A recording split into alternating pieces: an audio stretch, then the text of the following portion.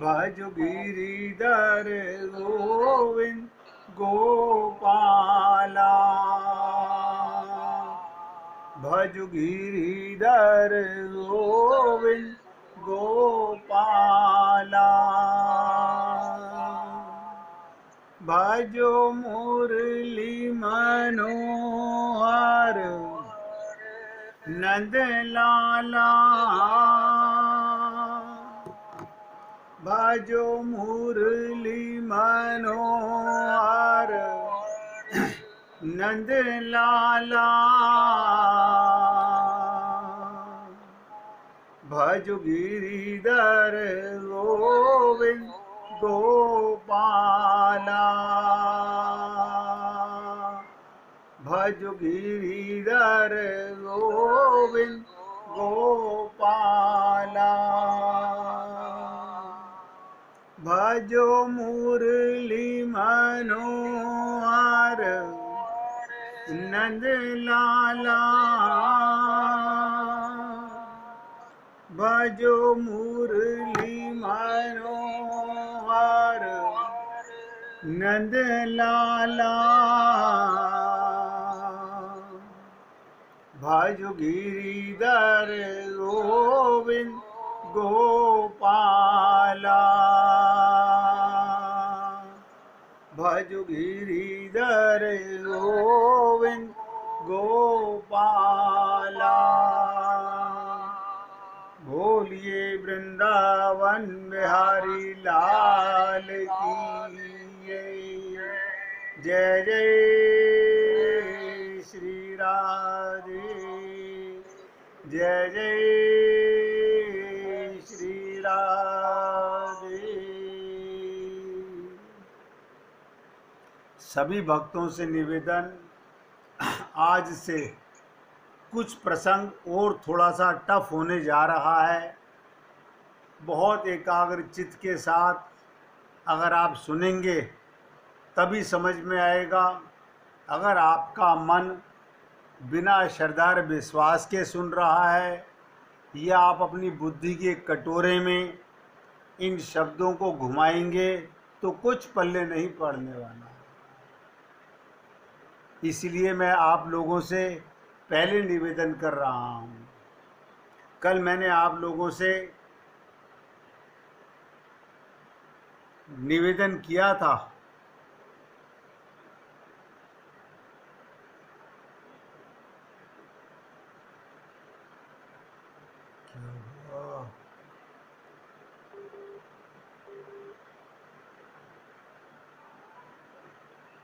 कल मैंने आप लोगों से निवेदन किया था, अब विचार करना है कि मन की शरणागति में कठिनाई क्या है।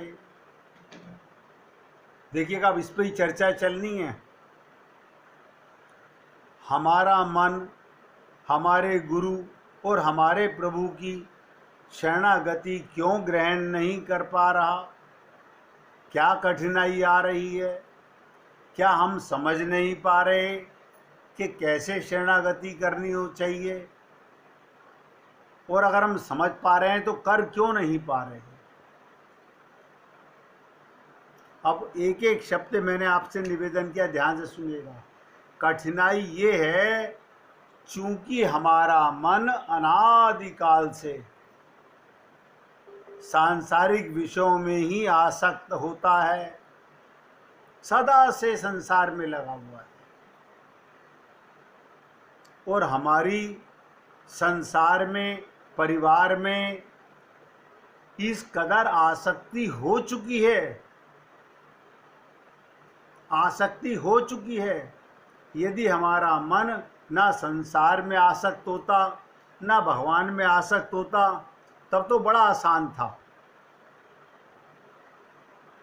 हमारा मन अगर संसार में आसक्त ना होता, भगवान में आसक्त ना होता, तो हमें जैसा हमारे गुरु बताते हम वहाँ मन लगा देते। अब परेशानी क्या है हम सबकी? सब ध्यान से सुने। हमारा मन सदा से, ये इस जन्म की बात नहीं, जब जब आप संसार में आए हो, जब जब मनुष्य शरीर में आए हो, हर बार हमारी यही त्रुटि रही है यही कमजोरी रही है। इसी कमजोरी के कारण हम भगवत प्राप्ति नहीं कर सके। फिर निवेदन किया जा रहा है, अगर दोनों में से कहीं ना लगा होता तो लगाना आसान था, क्योंकि एक जगह लगा हुआ है। अब सबसे पहले क्या आवश्यक है?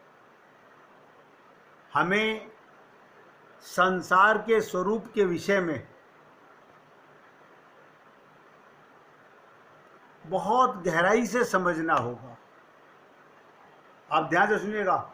अगर कोई आपसे सामने ये नज़र आने लगे ये मल मूत्र का पिटारा है, तो आपका मन उधर नहीं जाएगा। आप और हम लोग ऐसा नहीं माने हुए, हम संसार को समझ नहीं पा रहे हैं। वहाँ से मन को उदासीन कैसे करें, वहाँ से मन हटे कैसे? जब तक हटेगा नहीं, गुरु और भगवान में लगेगा नहीं। बस सब नोट कर लें, मन एक है। कल भी मैंने कहा था कि गोपियों का यही एक कमाल था। उनका शरीर संसार में था, उनकी इंद्रियां संसार में थी, परिवार में थी, संसार का परिवार का सब काम करती थी, लेकिन मन भगवान में था। यही संत महात्माओं का हाल है। जितने भी संत महात्मा इस पृथ्वी पर हुए हैं और आगे होंगे, उनका भी यही कमाल है कि उनका मन भगवान में लग चुका है, या तो अपने गुरुओं में या भगवान में। दोनों में से किसी में भी लग जाए तो शरणागति हो जाएगी। तो इसका मतलब ये हुआ कि हमारे को संसार के स्वरूप का ज्ञान नहीं है। नहीं, ज्ञान है तो थ्योरेटिकल है, हम पूरी तरह से उसे समझ नहीं सके हैं। हमने आपसे कई बार निवेदन किया कि वेदों से लेकर रामायण तक गीता भागवत में तमाम भरा पड़ा है। 3 चीज़ें आपसे बार बार निवेदन करता हूँ, जब तक आपको 3 चीज़ों का ज्ञान नहीं होगा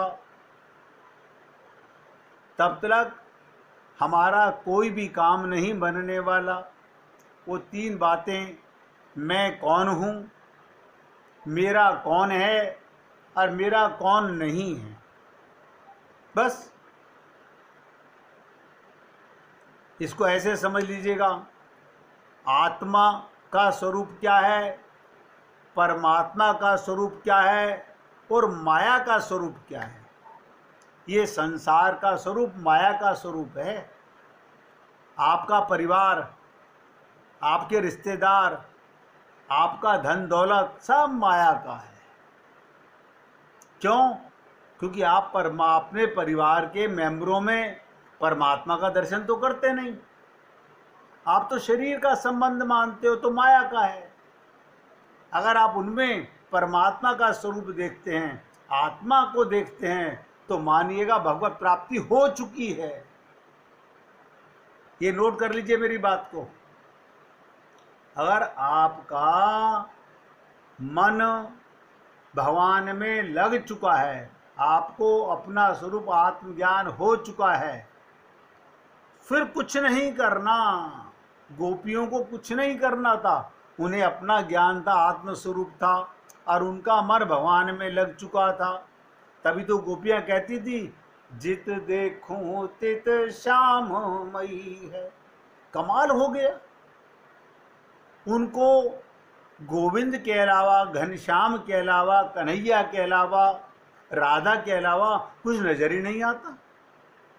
सब में परमात्मा कण कण में व्याप्त है। अब आप सोचेंगे, क्या उनकी आंखें और हमारी आंख में कोई अंतर? ना, आंख में कोई अंतर नहीं है। नोट करो इस पॉइंट को। ऐसा मत समझिएगा गोपियों की आंख कोई अलग आंख थी, हमारी आंख कोई अलग आंख है ना, संत महात्माओं की कोई अलग आंख है ना। फिर क्या है, उनके मन में और हमारे मन में अंतर है।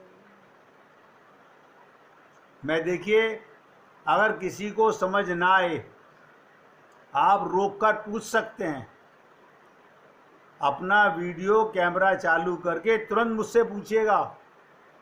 ये सोच करके कि पूछेंगे तो अच्छा नहीं लगेगा तो आप अपना नुकसान करेंगे, और पूछेंगे तो सबका लाभ करेंगे।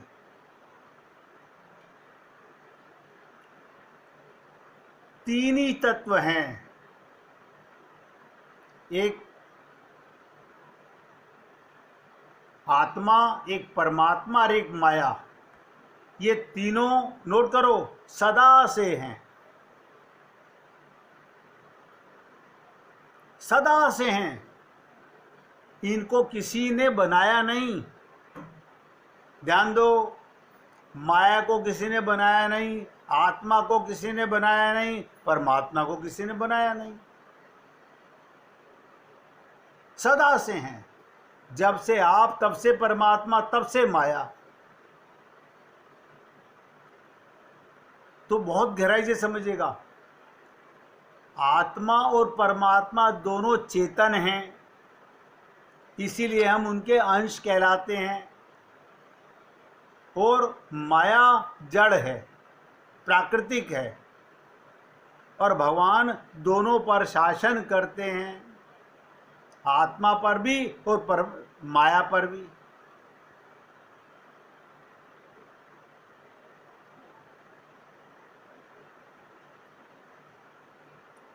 अब एक ही पॉइंट से समझ लीजिएगा,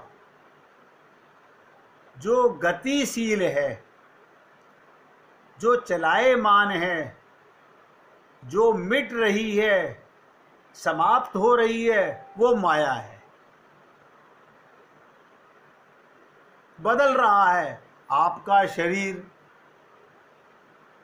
जब आप माँ के गर्भ से आए थे ऐसा तो नहीं था, इसके बाद बचपन आया,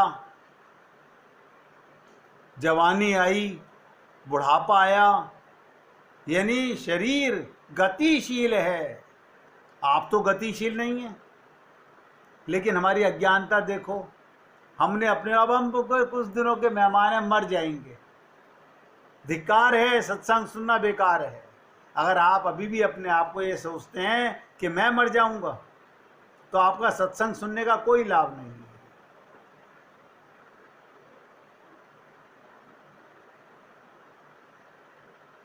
संसार तीति संसारः, क्या मतलब, नित्य गतिशील, जो मिट रहा है वो संसार है। संसार माया से बना है, माया एक ईश्वरीय अनादि शक्ति है।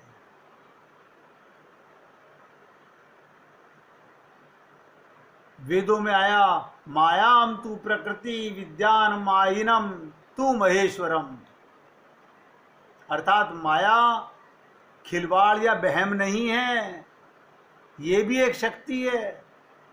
और भगवान श्री कृष्ण ने गीता में कहा, देवी हीशा गुणमयी मम माया, ये मेरी दासी है, ये मेरे अंडर में है, जो मैं कहूँगा वो करेगी।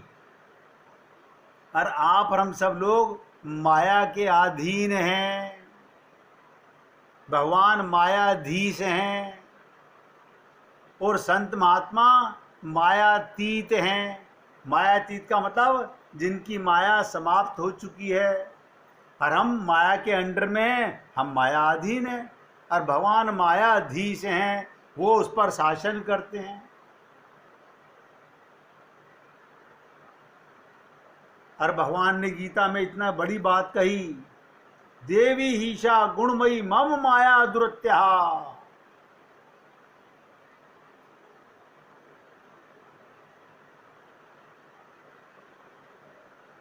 इसे कोई दूर नहीं कर सकता।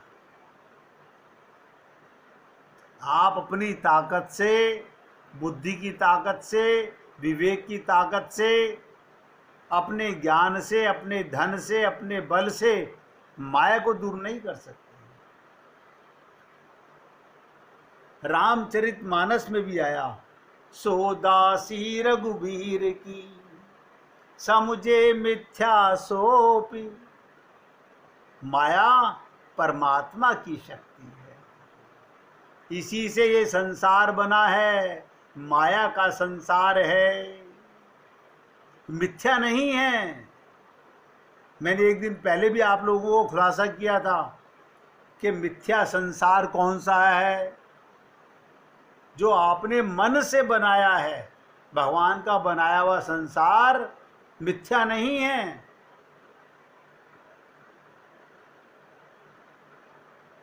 इसलिए मन और सांसारिक पदार्थ सहजातीय होने के कारण, ध्यान से सुनो, हमारी इंद्रियां माया की, हमारा मन माया का, हमारी बुद्धि माया की, इसलिए क्योंकि दोनों एक जाति के हैं। मन माया में लगा रहता है। मिट्टी का ढेला ऊपर फेंको, वो मिट्टी में आएगा। हवा को कैद कर लो, छोड़ दो, हवा में मिल जाएगी। अग्नि अग्नि की तरफ जाएगा। हर अंश अपने अंशी से मिलना चाहता है, इसीलिए मन माया में जल्दी लग जाता है। और आपका हमारा मन तो लगा ही हुआ है सदा से।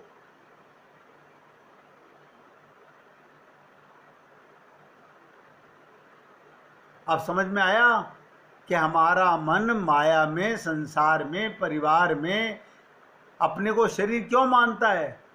क्योंकि मन भी माया का और शरीर भी माया का।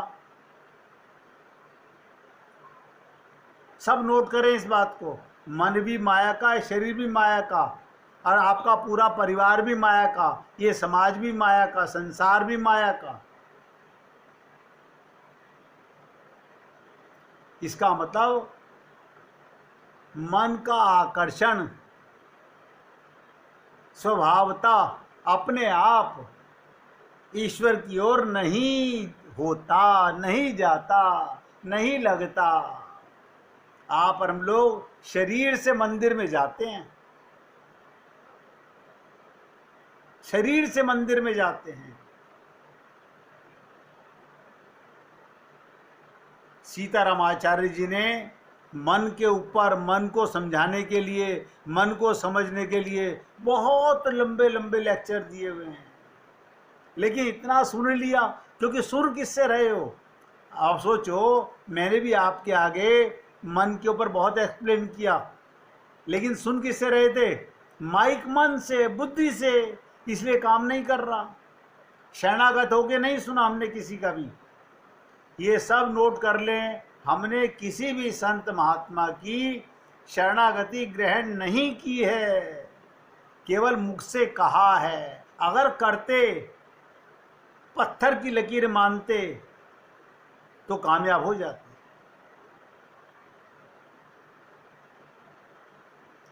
तो अब आप नोट कर लीजिए, शरीर माया का, मन माया का, बुद्धि माया की, संसार माया का, परिवार माया का, आत्मा चेतन और परमात्मा चेतन।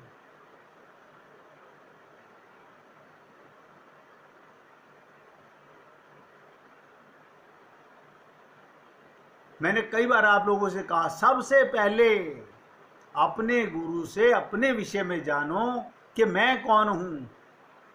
और ये याद रखना, अपना मूल प्रश्न भूलना मत कि हमारा मन सदा से संसार में ही क्यों लगा हुआ है। रोज गुरु हमें कहते हैं मन हटाओ लगाओ, हटाओ लगाओ, ये हटता क्यों नहीं? इसी पर प्रश्न पे चर्चा चल रही है कि मन क्यों नहीं हटता, फिर कैसे हटेगा। जब ये समझ आएगा कि क्यों नहीं हटता, तब उसका उपाय ढूंढा जाएगा। तब शरणागति का मालूम पड़ेगा, ओहो मेरी बीमारी जा क्यों नहीं रही। डॉक्टर दवा लिख रहा है, बेटा दवा लाके रख रहा है, मैंने अलमारी में सजा के रखी हुई है। दवाई हाँ दिखा दिया डॉक्टर को, दवाई ले आए, हाँ ले आए दवाई, तो सामने वाला व्यक्ति क्या समझेगा, आप दवाई का सेवन कर रहे होगे। लेकिन आपने दवाई का सेवन नहीं किया तो आप बीमार रहोगे। इसी प्रकार से हमको भगवान की कृपा से संत महात्मा गुरु मिलते हैं, डॉक्टर मिलते हैं, हम उनके पास जाते हैं, वो हमारे को दवा बताते हैं, हम दवा ले आते हैं, लेकिन इस्तेमाल नहीं करते, नहीं करते। सब नोट करें, सब धोखा दे रहे हैं अपने गुरु को और भगवान को। हमने क्या समझा, शायद हमारे पूजा करने से काम बन जाएगा, हमारे व्रत करने से काम बन जाएगा, हमारे पाठ करने से काम बन जाएगा। आप सोचिएगा, एक दिन तृप्ता गोयल जी बोल रही थी कि हम उम्र लोगों को जब ये समझाते हैं कि आप आत्मा हो, शरीर नहीं हो, तो मानने को तैयार नहीं होते। आप सोचिएगा, आप और हम लोग, ये बड़े भाग्य हैं, बड़ी कृपा है नारायण की कि आप और हम लोग इतना समझ सके हैं हम आत्मा हैं। लेकिन ये नहीं समझ पा रहे कि मन माया का है, और ये मन शरणागति ही एक दवा है। नोट करो, बिना शरणागति के कल्याण नहीं हो सकता। आपको लगता होगा इसको देखो कितने अच्छे भजन गाने आते हैं, इसको कितने सारे भजन याद हैं, इसे कितनी सारी प्रार्थनाएं याद हैं। आपको गीता के 700 श्लोक रट लो, 18 अध्याय रट लो, उससे क्या होगा? होगा क्या? वो तो तोता रटन है। आपकी पूजा इंद्रियों से हो रही है, मन से नहीं हो रही, हृदय से नहीं हो रही, आत्मा से नहीं हो रही। मैं आपका ध्यान इस ओर लाना चाहता हूं। क्यों? उसका कारण समझो। ऐसा क्यों नहीं हो रहा? क्योंकि हमने सुन लिया कि हम आत्मा हैं, लेकिन हमें 24 घंटे अनुभूति नहीं होती। कारण क्या है? हमारे शरीर को कोई बुरा कहता है, हमें बुरा लगता है। तो आपको जब ये पता चल गया कि मैं आत्मा हूं, तो बुरा किस लिए लगता? आप तो शरीर हो ही नहीं। संत महात्माओं को लोग गाली देते हैं, उन्हें बुरा नहीं लगता। हमें कोई गाली दे दे, हमारी आंखें चार हो जाती हैं, हम लड़ने मरने को तैयार हो जाते हैं, हम उससे बात करना छोड़ देते हैं। और आप और हम लोगों ने सत्संग बहुत सुना होता है, लेकिन आत्मज्ञान नहीं हुआ, आत्मा के स्वरूप को हम नहीं समझ सके।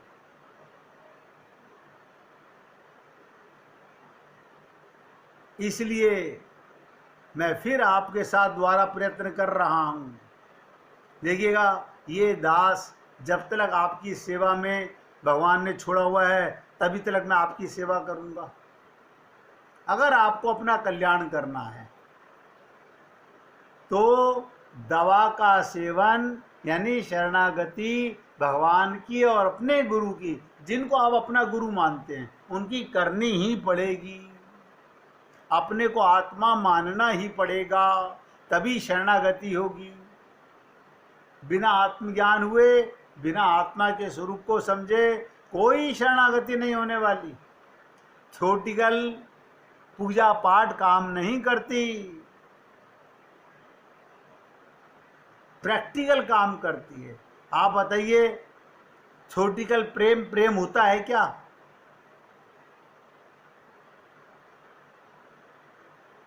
अगर मैं शब्दों से कहूं, ये लीजिए आइसक्रीम, ये लीजिए कॉफ़ी, ये लीजिए अचार, ये लीजिए पापड़, आपके मुख में जा रहा है क्या? आप कहेंगे नहीं, देते तो कुछ हो नहीं। पेट भरेगा कैसे? जैसे भोजन करने से पेट भरता है, ऐसे ही शरणागति करके आत्म का स्वरूप मन शुद्ध होता है। और आप हम लोग अब तक तो नहीं कर सके हैं। मैं खुल के बोल रहा हूं, मुझे कोई हिचक नहीं है इन बातों को बोलने में। इसलिए आपको और हमको बहुत गहराई से प्रश्न वही है कि मन शरणागत क्यों नहीं हो रहा, मन के स्वरूप, मन भगवान में गुरु में क्यों नहीं लग रहा, मन सदा से संसार में ही क्यों लगा हुआ है। उसी के लिए ये सब चर्चा चल रही है। 1 मिनट कीर्तन करेंगे, फिर आगे बढ़ेंगे।